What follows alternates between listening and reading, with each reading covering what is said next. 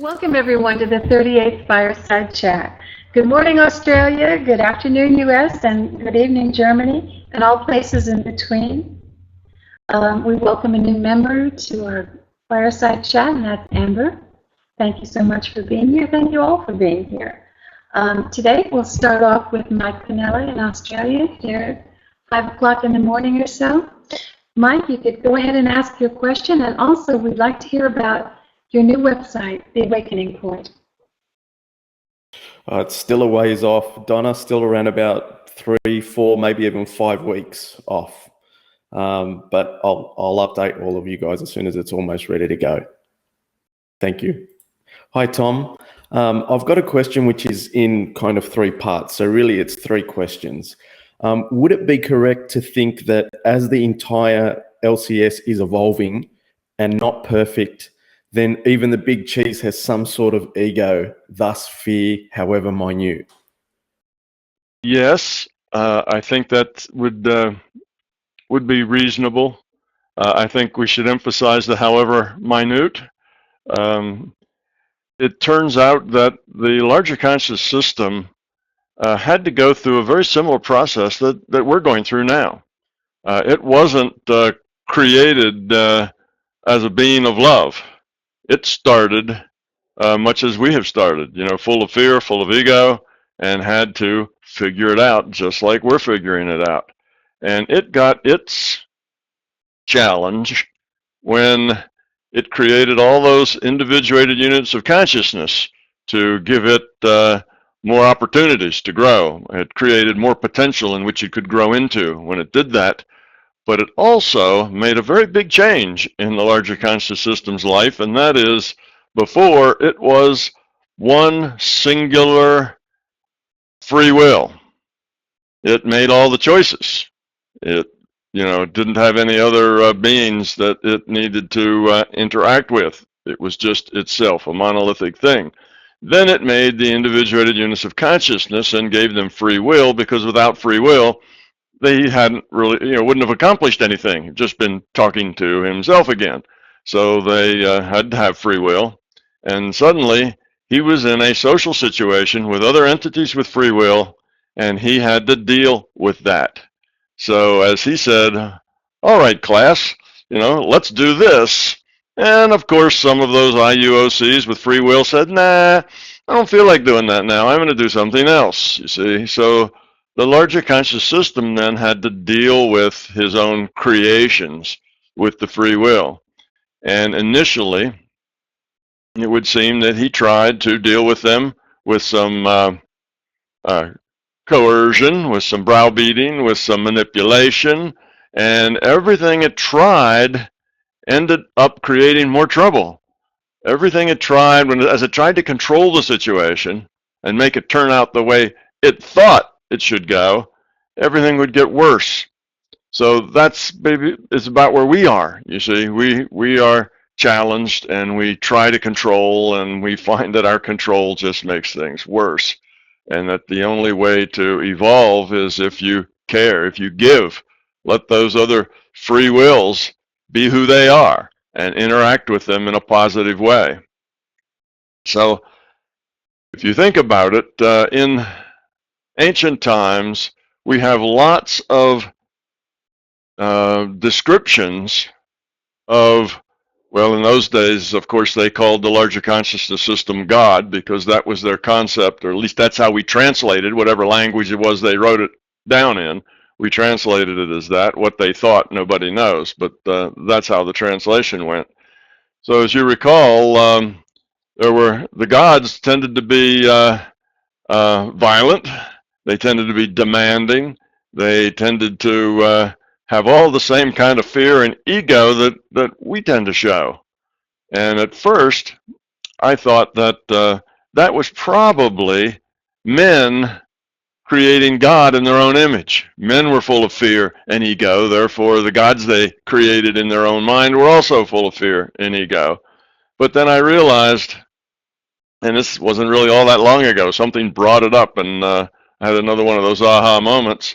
I realized that the larger system had to grow up as well. You start this game as potential. The larger conscious system was just potential.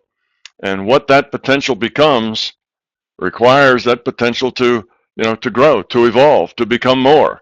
It doesn't start done. It starts as potential. So in its process of realizing that the best way to deal with all those individuated units of consciousness was just to care for them, let them be, and help out where you could, but no heavy-handed manipulation or forcing things to be in your own, the way you want them to be. So yes, the system is still evolving, and though it has learned those lessons, probably over many, or I don't know, it doesn't have centuries or millennia or things that we do, but over a very long time, it gradually learned that love is the answer. That's the only way that a social system can optimize itself. So yes, the system is not a perfect system, but the larger conscious system has evolved a whole lot more and for a whole lot longer than we have. So it's a lot further along on that path than we are, because just our inception is what caused it the challenge. We were the challenge. And it was much later that the system found a way for us to have direct experience, and that's by making VRs and letting us go and inner choices within VRs. So this is a slow process without the VR. So yeah, that is true. Let's go ahead with number 2 then. Okay, thanks for that, Tom. Is ego then fundamental to consciousness in the same way that free will is? No, it's not so much that it's fundamental to it. It's something we can get rid of. Ego and fear, belief, we can get rid of those things. They're not something fundamental is just there. It's the bedrock. It just stays there. Fear's not like that. Fear is one of the things that we can do with our potential. We have the potential to be, to make choices, to have feelings, to interact. And we have the potential to be fearful. We have the potential to be loving. And we exercise that potential based on the quality of our consciousness. So it seems, in a sense, to be fundamental, since it's like everybody has their share of fear. It seems like a fundamental thing, but not really. It's the thing we're trying to dispose of. It's the thing we have to outgrow. So no, not fundamental. Not like free will at all. Free will is just fundamental. We just have it. There's no way to get rid of it. There's no way to exist here without it.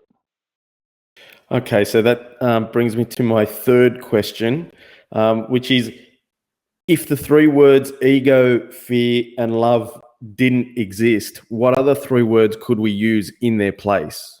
Well, let's see. This is an exercise in picking good synonyms.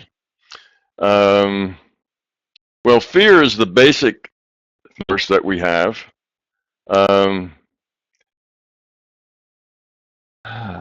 don't know. I guess we could replace fear with negativity and self-centeredness. That might be a good guess, although that's 2 words for one. Ego is a product of fear. Fear creates the ego, and that indeed could be talked.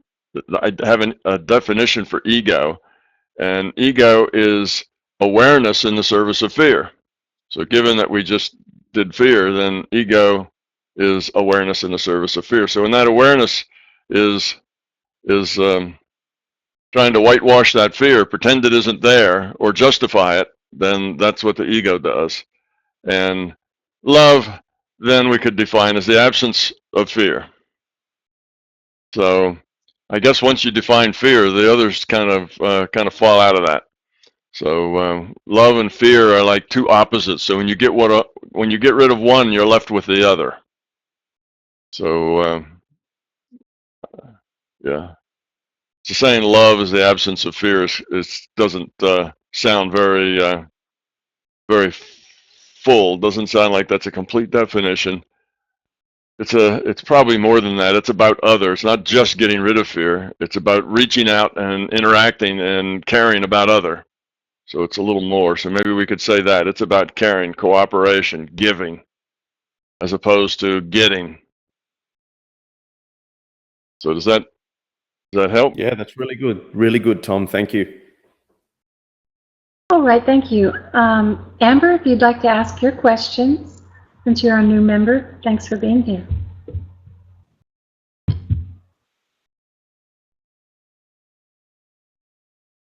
Well, I think, Amber, we don't have any audio from you. I see you're unmuted, so you are unmuted, but we still don't hear anything from you. My headset was muted.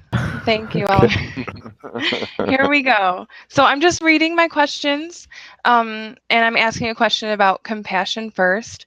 Can you discuss what true compassion is, how it feels and is expressed from your perspective? It seems in our struggle with our ego, we often misidentify, misinterpret, and misunderstand love and compassion in ourselves. What advice or discussion can you offer in discerning love and compassion within ourselves versus self-centered fear? Okay. I guess compassion can be defined as caring, when you really do care about other people. Other people are important to you. The state of those other people, the joy and pain of those other people is important to you.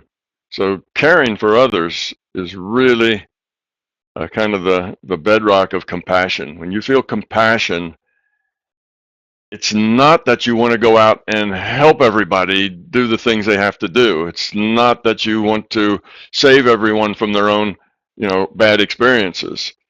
That would be overdoing. That's one of the things maybe that we get confused about. The compassion would be going out and feeding the poor, or whatever, helping the homeless get to shelter. And that could be done out of compassion, or that could be done out of the intellect. We think that would be a good thing to do, so we do it. That would not be compassion. That would be our intellect trying to make us act the way we think we ought to act. So compassion is really caring about others. It's just that simple. And love and compassion are a set. They're both have to do with caring about others. Love is about other, and it's about other in the sense of caring about that other. That other becomes important and significant. And you get that compassion when you begin to realize that we are really all one thing. We all are together in this adventure here in this physical universe. And when you see us all as together, then we tend to look more like, brothers and sisters and friends than we look like enemies and competitors. So it's that idea of seeing us all as in the same boat, if you will. Everybody's here trying to do the best they can with what they've got. We're trying to get rid of that fear. We're trying to become love. We're dealing with challenges. We have hard things to deal with. We have joyous things to deal with. And the compassion means that you connect to all of that. You are part of those people. You and they are not separate. I'm over here and you're over there, and we're just different. We're connected. So I think that's the core idea with love and compassion. And yes, we do get confused sometimes when our intellect confuses passion, which is a state of being. It's the way you feel. It's the way you are, with good deeds, which may look like compassion, but they're being driven by the intellect. They can be driven by the intellect. Good deeds can be driven by love and compassion. But that's the confusion, I think. We often confuse our being level with our intellectual level, and we're not quite sure which one is driving us often.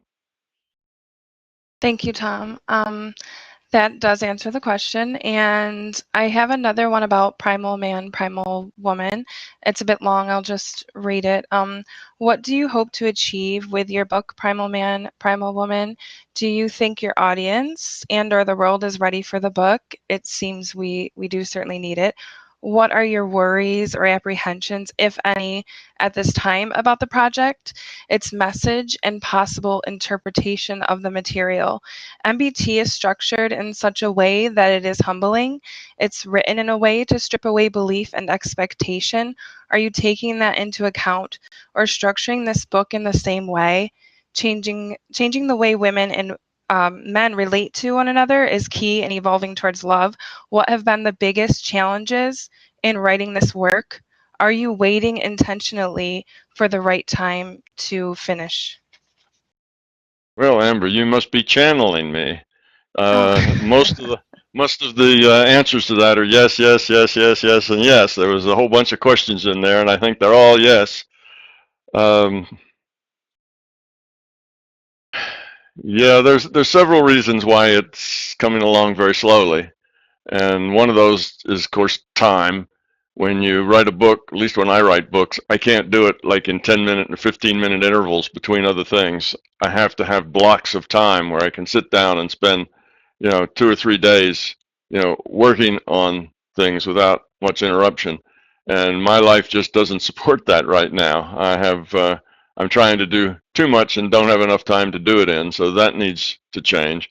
But I think that's not all of it. That's maybe more of an excuse than it is a fact, even though it is indeed a fact. You're right. Timing, as they say, is everything. You need to get the timing right.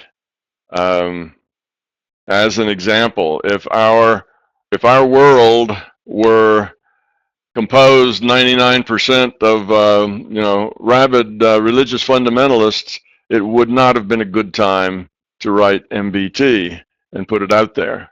You need to have a fairly large selection of open-minded people who can think out of the box in order to succeed with that kind of a book. Otherwise, it would just flop.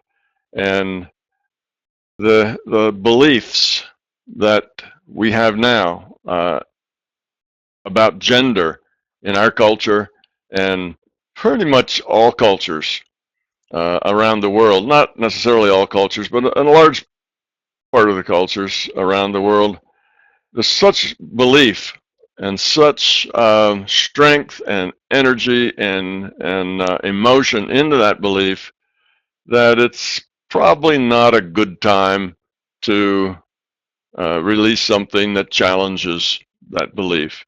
Although I see things changing, I see it moving the other way. I see it, that belief lightening up a bit over the past several years.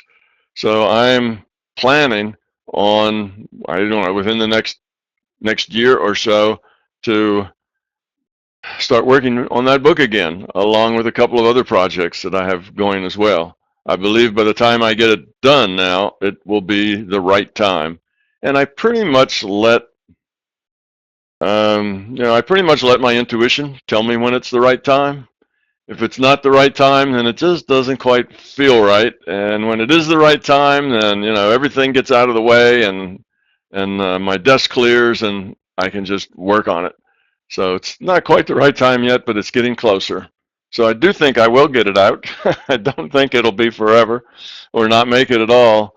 But hopefully, when I do get it out, it'll be just in time to help people see a bigger picture of gender.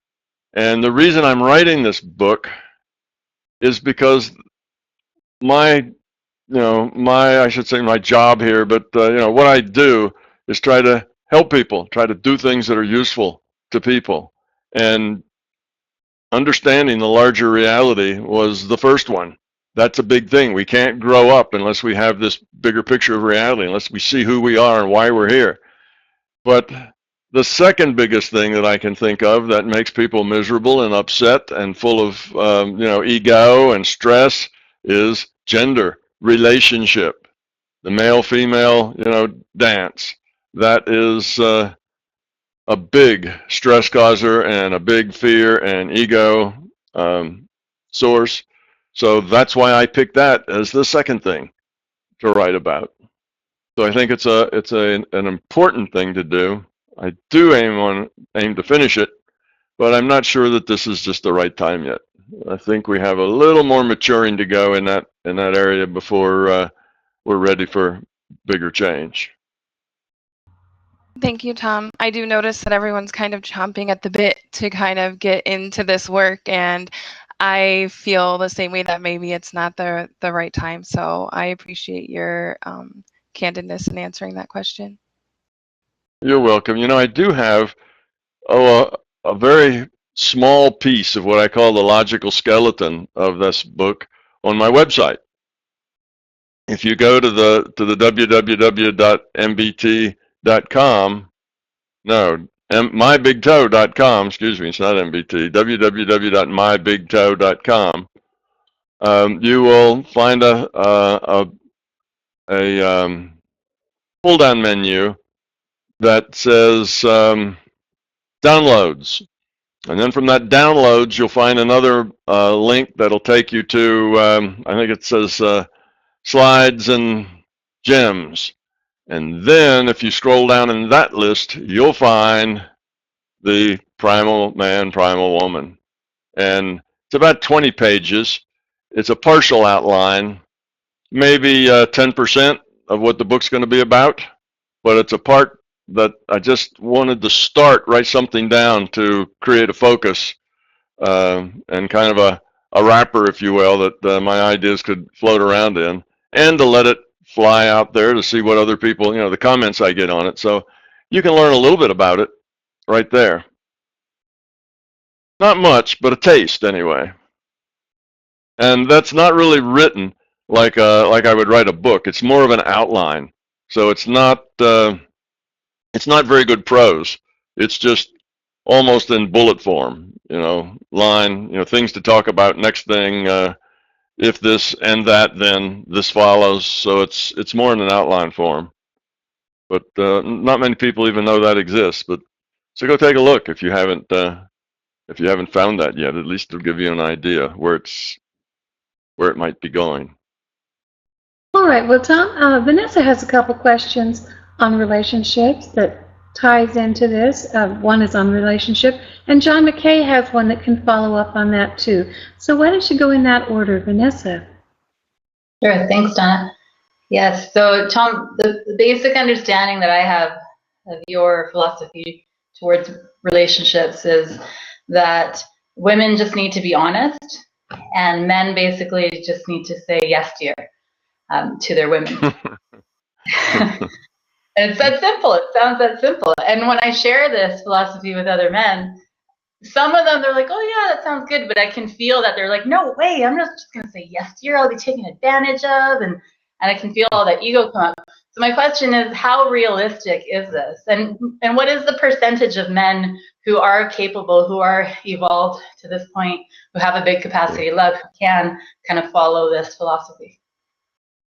All right. Well, the thing you're referring to is when asked about how they could kind of improve relationships, and I came up with a little scenario that basically was for two reasons. One, it would improve a relationship, but it would be a great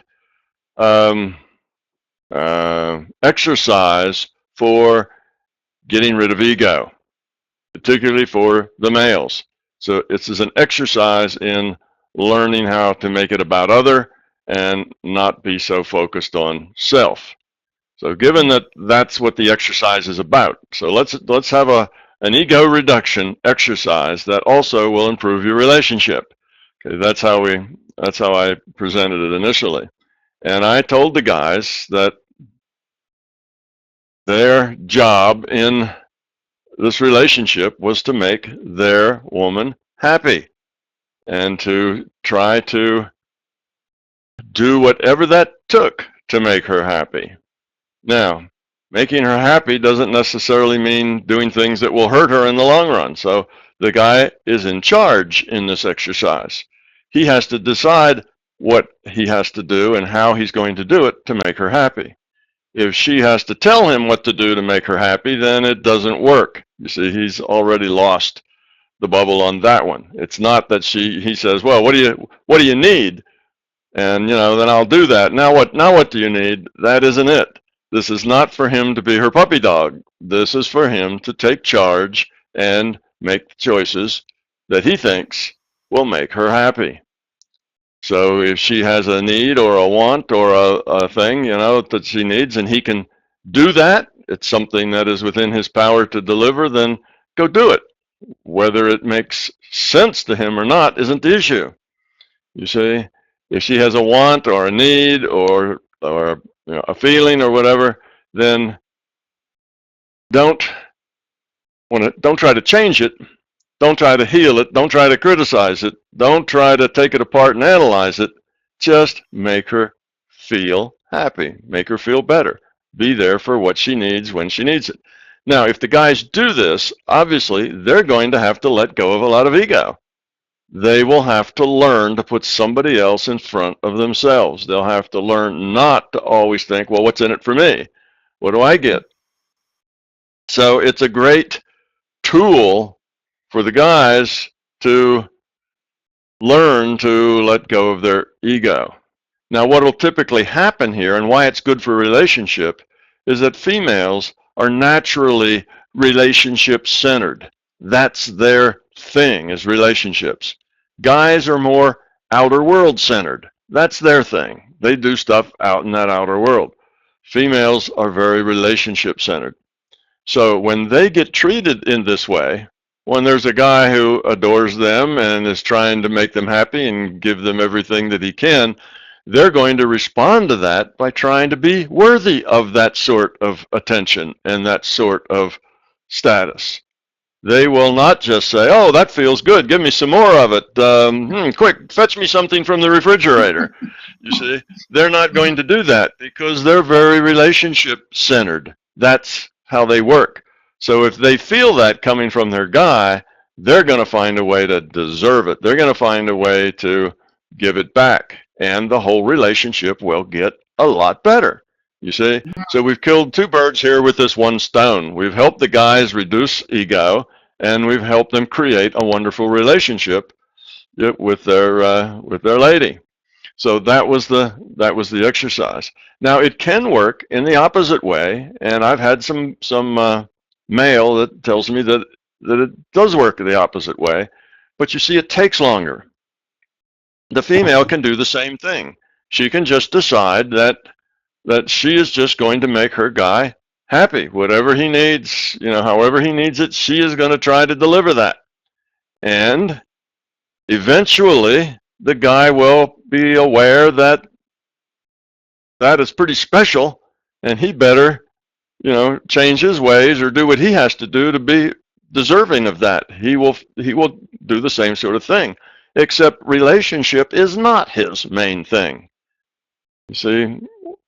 And because it's not his main thing, it may take him a year to figure that out. You see, whereas the other way around, where the guy is trying to make his lady happy, she'll probably figure that out in a month or less. Couple of months. It'll take a few months before she thinks it's real.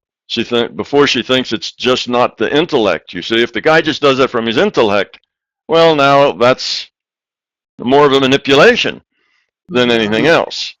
But if he's doing that really from his being level, and that's really what he feels, and he's really trying to do this and not just act a role, then he will grow up a whole lot, and it won't take that long before his lady will reciprocate. If she does this, then he will reciprocate, but it may take a year or so before he gets to that point, because guys aren't focused on relationship. It's not their core thing. We guys tend to stumble through relationship, only vaguely aware of what's going on. We're very intuitive in our relationship, and our intellect doesn't work in relationship at all. That's typical guy. Ladies are the other way around. Their relationship is their thing, and often the lady's problem is that her intellect rules her relationships, because relationship is her main space, And she thinks about that a lot, and she tends then to interact in relationship from her intellect, not from her being level. That's the downside, you see. Now, males have the outer world. That's their space, and they tend to interact with that with their intellect. Women, when they interact in that outer space, they're sort of like the men are in relationship. They kind of stumble through it, get by the best they can, don't feel all that comfortable in it, mainly work on their intuition, and stuff just happens, and they don't really work at it so much with their intellect. So we are just different, we males and females, and we look at the world in a different way. So the way that's most efficient for everybody is if the guy takes the role of dropping his ego and from the being level begins to put his lady first. That is a good learning exercise for both of them. Plus, you end up with a good relationship. And I have had 100 emails from guys who have done this, and all of them have said, wow, what a difference. Our relationship is so much better. It's really terrific. So I've not got one yet that said, I tried this, and man, did I get taken advantage of. You see, that's possible to happen. You might get taken advantage of. That's a possibility. But if that's what happens, then you probably ought to be looking for a different relationship. You see, that's probably not the best relationship for you. But that won't happen very often.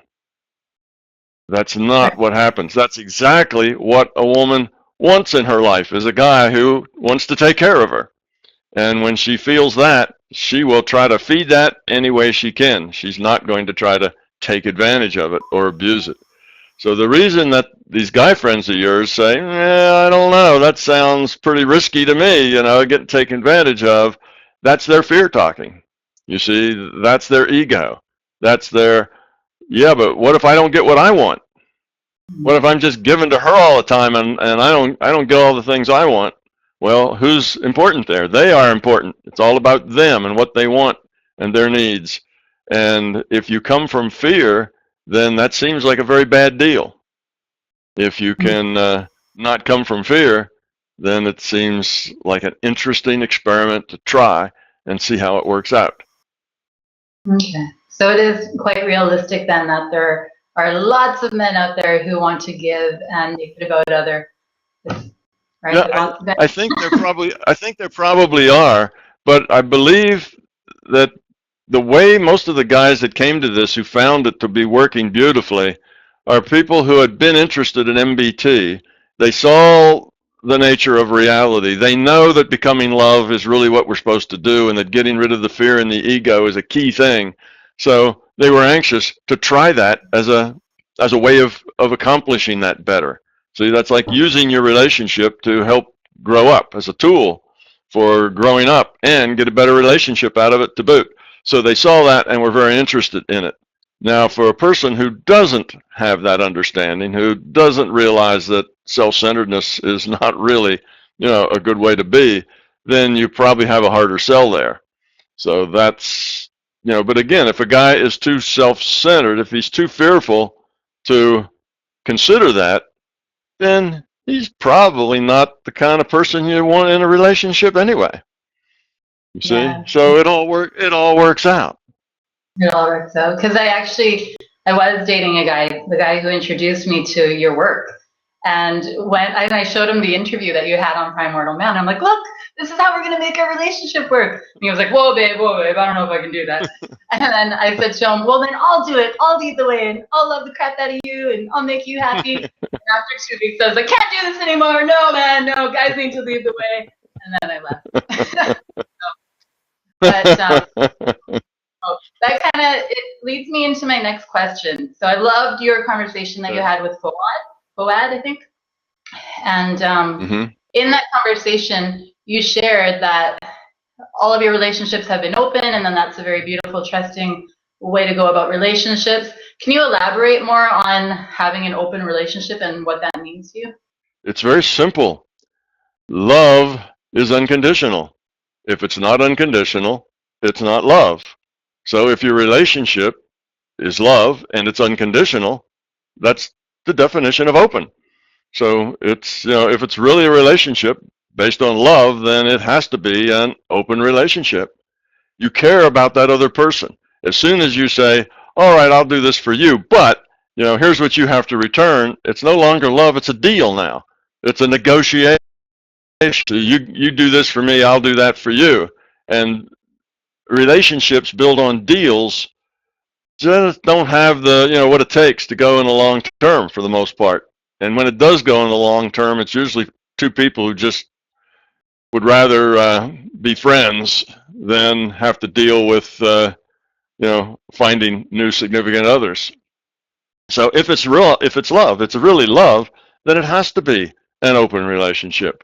Whatever that person needs, whatever they feel like they have to do, whatever they need in order to grow and learn and experience, you need to support that because you love them, you see? And it's not like, well, I'll support this much of it, but these other things, no, that's off limits, you can't do that. Well, that's a conditional, that's a conditional relationship.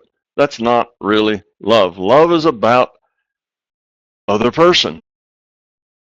So when people think of an open relationship, that sounds very scary to them because they have fear that they won't get what they want or what they need, or what they have will disappear, or so they're thinking about all the things that would hurt them, and no, they're not going to allow any of that to happen.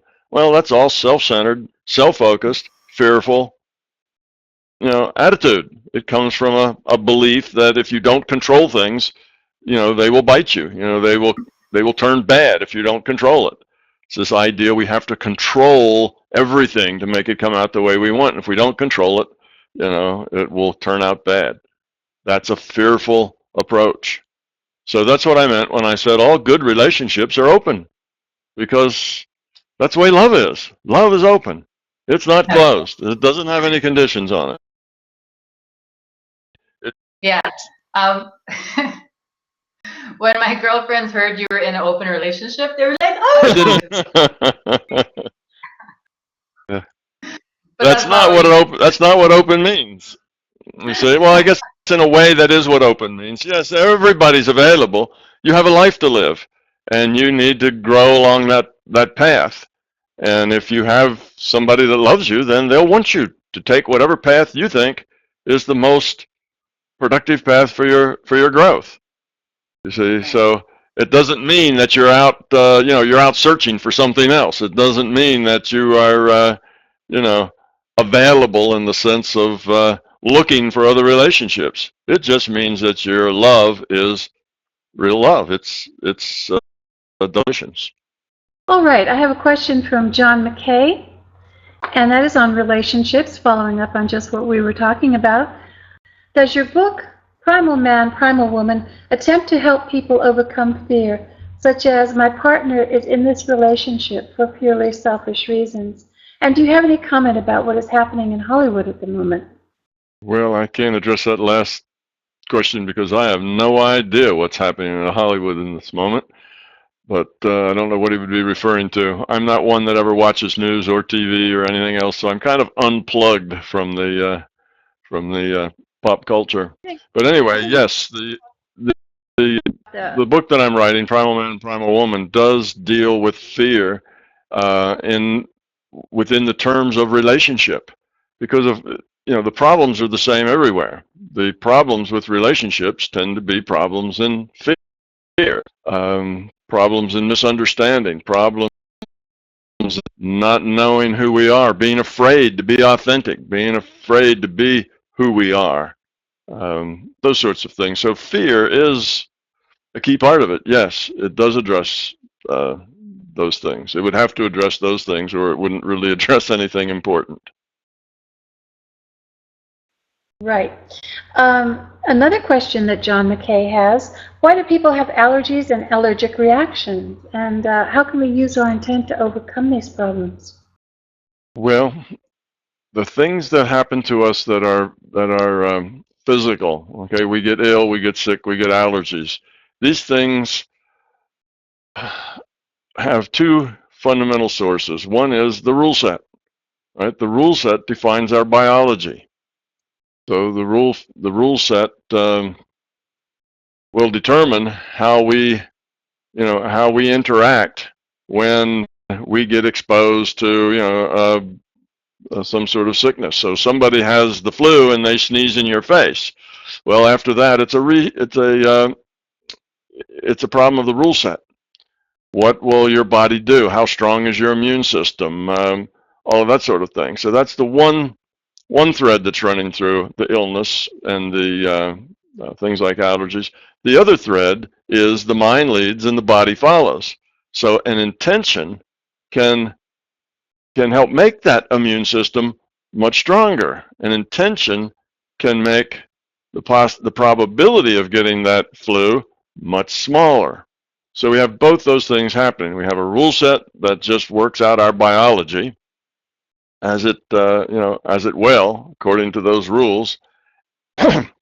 And we have an intent that can modify the probability of how that rule set works, how that rule set will operate, what it'll do. So we can help our allergies with intent. Allergies can be odd things. Allergies are often telling us something about what we need to do or what we need to not do. Sometimes an allergy will occur because of an experience that you've had. For example, someone has the flu, but they haven't any symptoms of it yet. They're going to have symptoms in about 24 hours, but right now they have no symptoms, but the flu is let loose in their system. Well, they go out with friends and they eat a whole pizza, and they overeat some, and they go home, and within hours the flu hits them, and they get very, very sick. Well, your system has hard wiring in it to keep you alive, that when you eat something and then get sick afterward, you have an aversion to that thing. Now, those people may produce an aversion to pizza. They may just smell a pizza or see a pizza and start to feel nauseous. That's how strong their aversion is. And that is a thing that's kind of outside of their control. They even see a picture of a pizza, they may get nauseous. That sort of thing happens. I never had allergies until I was trapped in a room at where I worked with a smoker, a chain smoker. And the room was very small, and there were 4 people stuck in this very small room, and one of them was a chain smoker. I had such a terrible sinus infection that it went into encephalitis, which the infection kind of pops through the lining around the brain and affects the brain. And I got so ill with that afterwards, if I smelled smoke even downwind at 50 feet away, my body would immediately react. I'd start sneezing and had real strong allergy symptoms to that smoke. So you see, now my allergies got triggered by this survival mechanism that's hardwired in us to avoid things that make you ill. But after that time, I was allergic to almost anything that I could smell. Chemicals, perfumes, exhaust fumes, you name it. And my eyes would start to tear and burn, and I would start to sneeze. So that's rule set business. Okay, that's the way the rule set works. But now you can modify that to some extent with your intent. You can intend that you're not going to let that bother you. You can intend that you're not going to sneeze this next time. And in fact, you can make it less severe. You can work yourself out of it with a strong, continuous intent. So that, those two things are kind of battling with each other, if you will, the rule set and your intent. Now, if the rule set is hard over to create a certain effect, then your intent probably isn't going to do much but maybe blunt it slightly. Because you see, using your intent to change probability depends how much probability you have to change.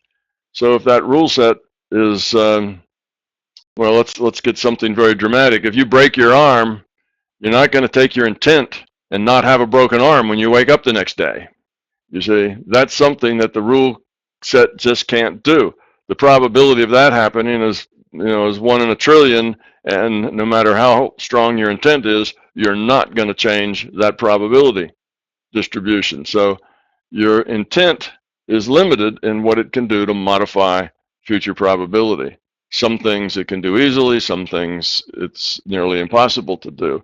And that depends on what the rule set is telling you about your biology. See what the biology is doing. So if you just have all this flu in you and it's just taking over your system and you're about to have symptoms, an intent that says, no, I don't think I'll have that now, may not suffice. You may get it anyway, but you may get it less severely because of that intent. So those are the two things, John, that are involved there. Rule set stuff just tells us, our limitations. For instance, we talk about the brain. If you have brain damage because of an accident, now you maybe can't remember anything, or maybe your right arm doesn't work very well anymore. You've lost your coordination. Well, it's not that the brain is doing this to you. It's that the brain, according to the rule set, sets constraints on what the avatar can do, according to the rules. So now it says, oh, that avatar got hit in the head in this accident, did brain damage, and now the constraints get raised on what that avatar can do. That avatar can no longer, have use of that hand and, remember things that are going on. That's because of the rule set setting constraints. All virtual realities work that way. The virtual reality has a rule set. The rule sets define what the avatars can do and can't do. Well, our rule set is our biology, our science, our chemistry. Those are pieces of our rule set. And they will put limitations on what the consciousness can do with that avatar, according to the way that rule set works.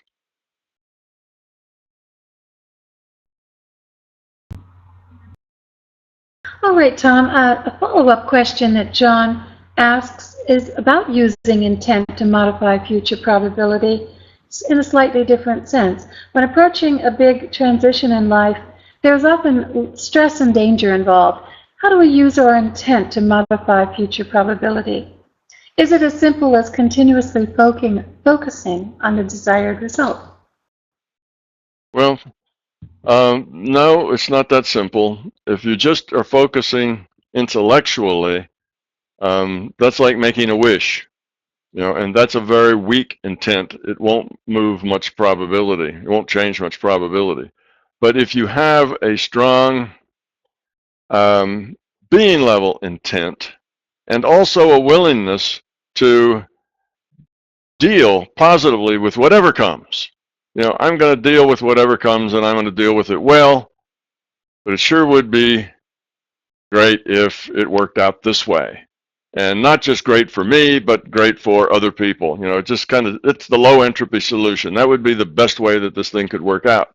So if you're willing, which means, when I say you're willing to accept whatever happens and work with it positively, that means you're not fearful about the outcome. Because if you are fearful about the outcome, then you will begin putting energy into that fearful outcome happening. So first, no fear about what's happening. You'll go into it, whatever it is, you'll deal with it, you'll learn from it, and you'll be better in the long run. You approach everything positively like that. But if you have a sense of what would be best for everybody, well, you can have a being level intent for that too, which will then raise the probability that it'll work out like that best for everybody. But if it's only an intent that this is what's best for me, it may be worse for everybody else, but this is the way I'd like it to come out, then that's an intent that's basically fear-based, and it's, probably not going to help you out as much. It's not as strong an intent. All right, thank you, Tom. Another question from John. 432 hertz music. From the 36 Fireside Chat, is 432 a better frequency for music than 440? Your answer was perfectly acceptable. Some frequencies are better for different effects, and it's unlikely that one frequency works best for everything. However, many musicians are searching for a definitive standard music frequency. Should we change from 440 to 432? Are there any listener comments or anything to add? Well, John wrote me an email not that long ago, and I wrote one back to him that basically said, I really don't understand the question. I really don't understand the issue. 432, and it's listed down here as hertz. That's a very specific frequency. Okay, and 432 hertz is, let's see, you have to divide that by 60 to get what the beats per minute is. That's probably a low alpha beat if we take it into beats per minute. Okay. So if that really is beats per minute and not hertz.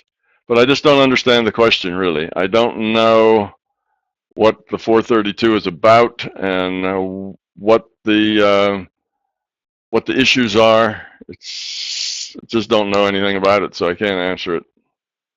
I need some more information. He's got some websites here, but obviously I can't do that now. But after I look at the websites and I get some context of what's going on, I will probably have something to say about it. I usually have something to say about almost everything, but I don't really understand it until I get some more information. Okay, Tom, thank you. That's fair. Huda's question on entities. I've heard you talk about entities before, both positive and negative. What are they? Are they consciousness living in another VR that came in to visit us here? Or are they other types of players meant to be in our VR? And that's virtual reality. Are there things we don't see that live right here? I've heard so much about people being possessed, and I felt presences that I couldn't explain. How much of that is our own negativity? And how much of it is other beings? What is the extent of their power? Can they really possess you? There's a few questions in here. Also, if I wanted to speak with positive entities, how could I go about it? And where would they be coming from? Okay, first question I believe was, what are they? These entities, positive and negative. Most of the time, they are, well, I don't know if I can say that. Many times, let's put it this way, they are your own fear. Sometimes they are the larger consciousness system trying to help you out, give you some information or give you an attitude or feeling, your intuition, if you will. It's possible that they could be, when you're talking about beings and feeling a presence, it's possible they could be just some other individuated unit of consciousness. It depends on how you perceive them. You see, we tend to pattern match. When we get some data, if it's data that is communicating to us or giving us feelings or messages, we tend to immediately interpret that as a being. That's a being. Because, rocks don't talk to us. So if something talks to us now, we have a being. Well, that may be the larger conscious system sending you a message. It may be some other consciousness. All of us are netted. All consciousness is netted together. So there may be some dear friend of yours who's thinking about you, and you will suddenly kind of feel that presence, and that person will come to mind. That's the connections that we have, consciousness to consciousness. So it could be that. So there's lots of different things it could be. Many times, it's just your own fear, particularly if it's negative. If you have a negative, I have people write to me fairly often about how they seem to have a negative entity attached to them doing some awful thing. They itch, or their hair stands up, or it feels like bugs are under their skin, or on and on and on. Lots of different sensations and feelings, and they can't sleep. And they feel that some negative entity is just giving them a hard time and messing with them. For the most part, that isn't the case. For the most part, it's their own fear. They are creating that because of their fear, because we don't want to find the things, we don't want to face the things that are inside of us that frighten us, that scare us, that are our fears. We would rather externalize those and then deal with them as an external thing. That's the same reason why we say, oh, you make me angry, rather than I choose to be angry, because we don't want to deal with the fact that we choose to be angry, so we blame it on somebody else. We externalize it, make it outside of us, and then we can blame that thing that's outside of us. So most of the time, that's what's going on. It's a fear that has become obsessive, and what happens is it starts small, just a little thing happens, but you have this fear, and then you get this funny creepy crawly feeling goes up and down your neck, and then you associate, oh, that might have something to do with the fear. So now your fear is stronger because you've gotten you've got an externalization of that fear, which then makes you more afraid. And the next time it's a stronger sensation, which gives you even more fear. And you can see how it just is a negative spiral that eventually you're so wound up with this fear and the sensations that you're getting that it's debilitating. It's it's hard for you to go to school. It's hard for you to go to work. It tends to take over your day, and you feel possessed. You feel that negative entities are ruining your life. Now, it is possible that negative energy can be sent to you. When you heal someone, you send them positive energy and you help them get over a sickness or an illness. That's just the way energy works. It's just the way intent works. I call it energy because that's a metaphor that we all understand, but that's the way intent works. So you can just as easily send them something that makes them nauseous or gives them a headache as you can take that nausea away or take away their headache. So others' thoughts can affect us. Mostly, though, like I say, it's a downward spiral, kind of a tailspin of our own fears that cause these sorts of things. Feeling presence that you can't explain, that could be almost anything. It could be the larger consciousness system giving you something that's reassuring, like your mother dies, and then for the next couple of months you feel her presence around you. You see, that's feeling a presence. So that's just something that the system would give to you. Or perhaps it's her own energy that is trying to give you a sense of I'm okay. So it could be that. The presence could be your own imagination. That's a possibility. It could be a manifestation of fear, like you are out all alone at night on a dark street in a not very good neighborhood, and suddenly you feel watched. You feel, that there's somebody going to get you. Well, there may actually be somebody who's watching you is going to get you, or it may just be your fear that might happen, and then that fear creating that feeling that it is happening. So these things can take place for lots of reasons. If they are intuitive, then those feelings, you should pay attention to them. If you're walking in that alone place, well, it's time to get indoors. It's time to turn into that supermarket and spend some time there. It's time to call up somebody to come pick you up. Pay attention to them. But if it's your fear, then you're just scaring yourself. You are working yourself up into a state of fright that gets worse the more you think about it. So you're overthinking it. So how do you know the difference? Well, it's hard to know the difference, and the best way to know the difference is to get rid of your fear, because then when you don't have any fear, whenever you get those feelings, it's your intuition trying to help you out and tell you something. It's good information and you should pay attention to it. So you tell the difference by eliminating those fears. Otherwise, data is data. You see, whether you make it up, whether it comes from outside of you, whether it's from the LCS, It's just data, and you interpret it. And there's no tag on that data as where it comes from. It could be your imagination, or it could be something else besides your imagination. And you can't tell unless you have gotten rid of your fears to the point that you know what those things are. They're always the same thing. It's help on its way. It's encouragement. It's that stuff. It's that voice that says, you can do it. Just keep going. You see? So it's not an easy answer to your question. It could be all sorts of things. Depends on the person and the situation. But a whole lot of that possession thing and evil entities, annoying you, and bad luck that won't go away, most of that is self-created. It's not really other entities doing that.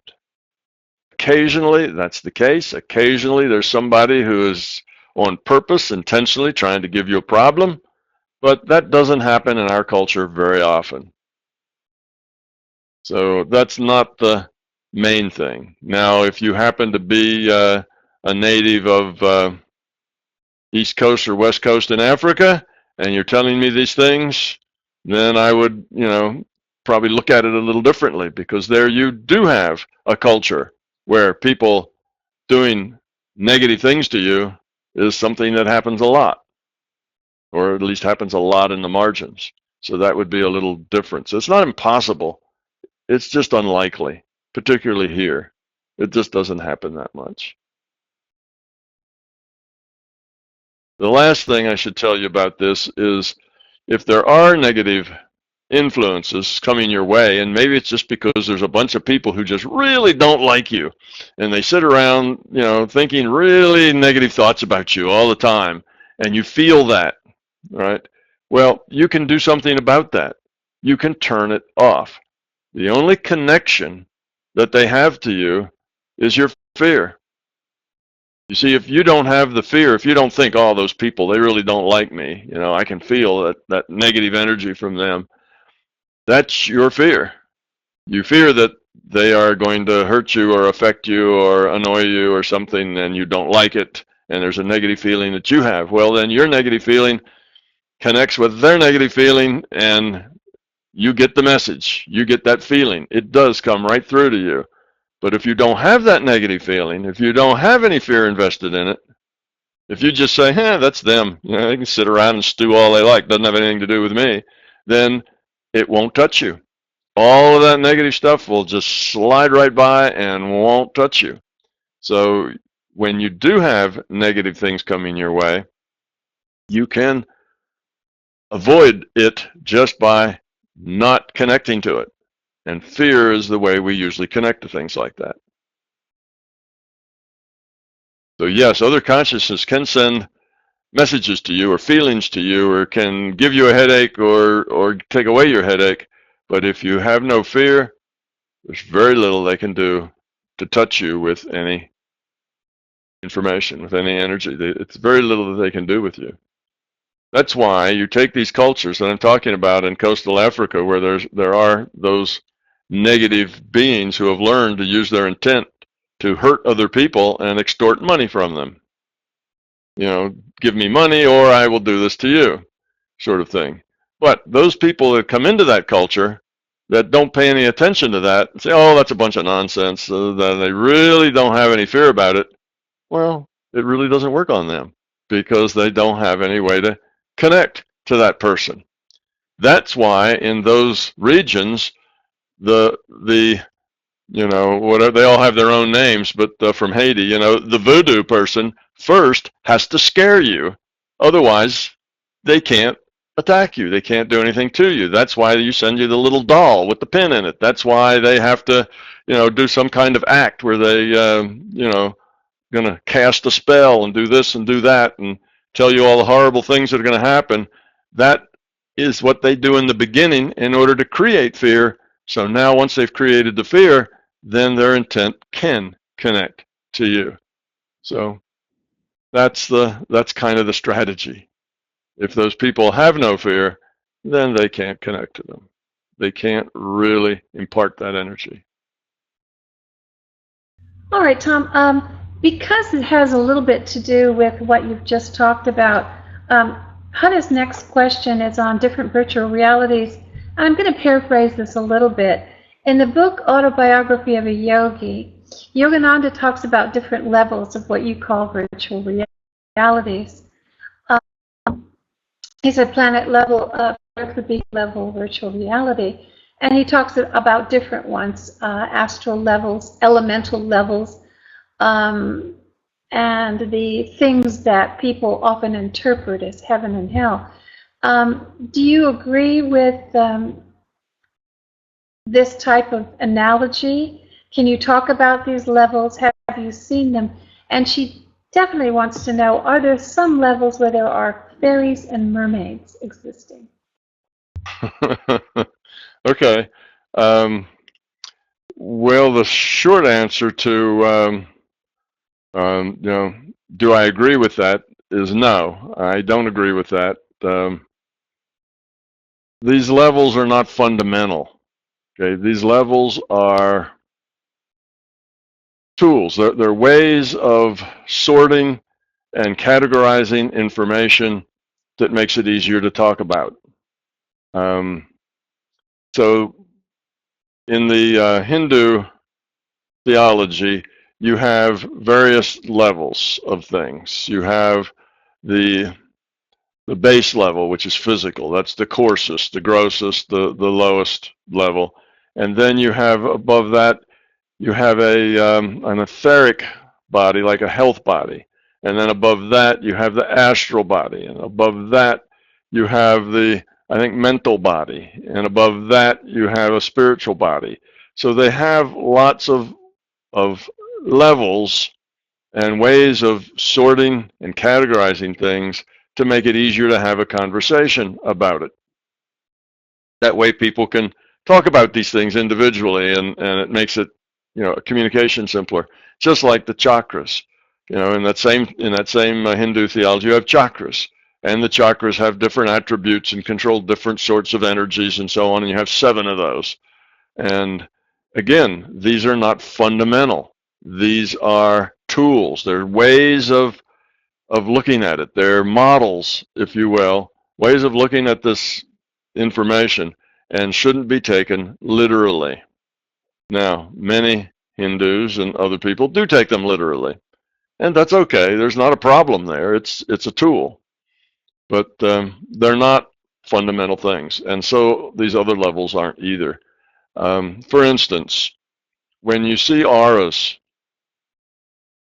I have learned, when I first started to see auras, I don't know, it's like 40 years ago, I guess. I experimented with it and realized that what I saw was like the default format for the data.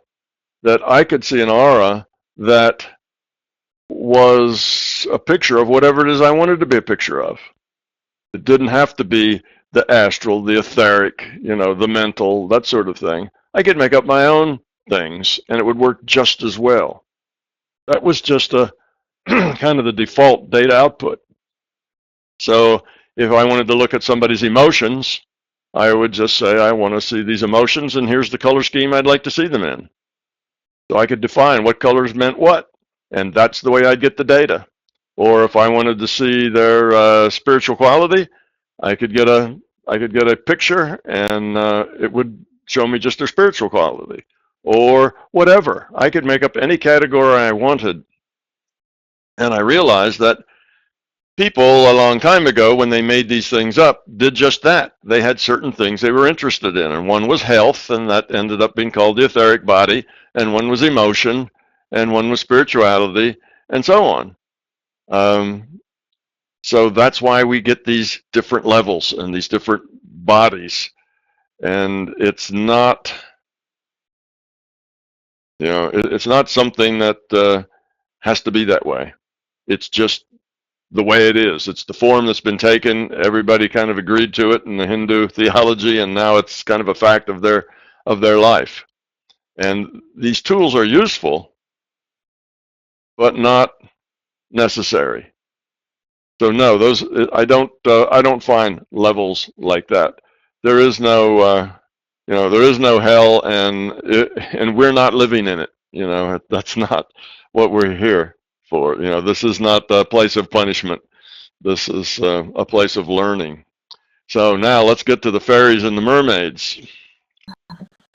There are other reality frames, like our universe. We have a physical universe that's a virtual reality. There are other virtual realities, other places that have other kinds of creatures in them that don't live here, that inhabit these realities. They evolved often under a similar rule set, but they just evolved differently because the environment that they were evolving in was different.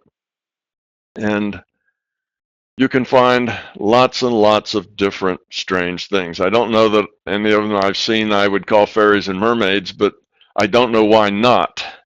That those sorts of things wouldn't exist someplace. But I think those are myths here. But other reality frames, hard to say. Hard to say what might be in other places. I'm sure I haven't been to every one that's possible. And though I've never seen fairies and mermaids, I've seen some very strange things. So probably, yes, fairies and mermaids probably exist somewhere. But if not anywhere else, they do in our minds and in our imaginations. And that can make them fairly real, you see, because your imagination is really a very powerful tool. That's an information source. And information is real. Reality doesn't get any more real than information. This physical universe is just information. So when you have a